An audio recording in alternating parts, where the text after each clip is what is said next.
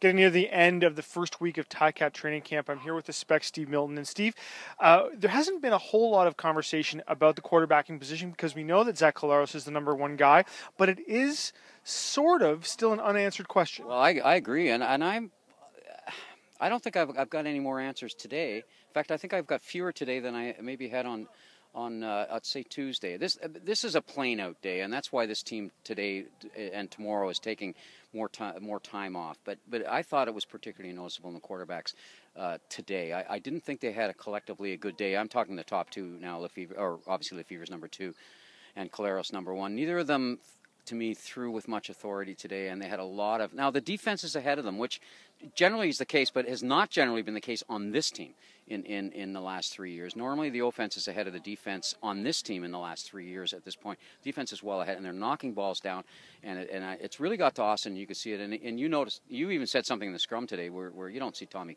Condell get mad, and he certainly did not. What do you think of the quarterback? Well, I mean, I think Tommy Condell throwing his play sheet around. Sure, I think Austin was also expressing some frustration out there, and I think they're both trying to bring Collaros along gradually. I think they're trying not to be too critical to destroy his confidence early, because obviously I think there's going to be a learning curve with him because it's a new offense, because it's his first year as a full-time starter, and so he's got some learning to do. Not just a curve either, Drew. I think there's, and that's what I was trying to say in my mumbling in the first part of this, is that there's been a bit of a plateau the last couple of days.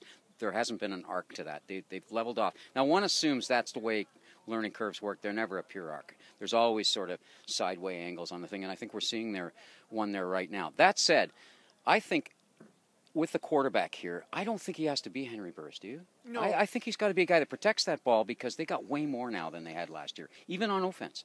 Well, and I think the other thing about Collaros that you do notice even right away is that when the play breaks down and he moves out of the pocket and starts moving around, good things happen, right? He is a guy that can make things happen with his legs, but also can create on the fly. I think in some respects he's actually been better when he can sort of stop thinking about what the play is supposed to be and just start playing football. I agree with that, and that's part of their running game, is that naturally that it will come to that.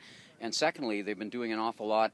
You can see that they're preparing for a couple of things, because there's been a lot more of that two-back set, whether it's the fullback and Gable, or whether it's Gable and another tailback. And actually they used a 3 running back set earlier, and that's really a straight running play. I think that's a Lefevre situation where you have the 3 running backs in there. I don't know that they'll do that during the time, but there's a hidden benefit to all of that, and that's on the offensive line. I've talked to a few offensive linemen today, and they know they're going to be firing out an awful lot more this year than holding back, as they've had to do. And when you have to go back on your heels, as they did every time, even when Kevin Glenn was in there, because people knew that he wouldn't run. So for 5 or 6 years, this team's been been basically on their heels. It's one of the reasons they give up so many sacks, because there's so many opportunities to do it. They're never varying the blocking. I think the offensive line is already encouraged, but they're doing so much more firing out this year. And they're going to have to, because they have to have that running game. Whether it's Collaros or Gable, they have to have more of a running game than they did last year, because of who's a quarterback or who's not a quarterback.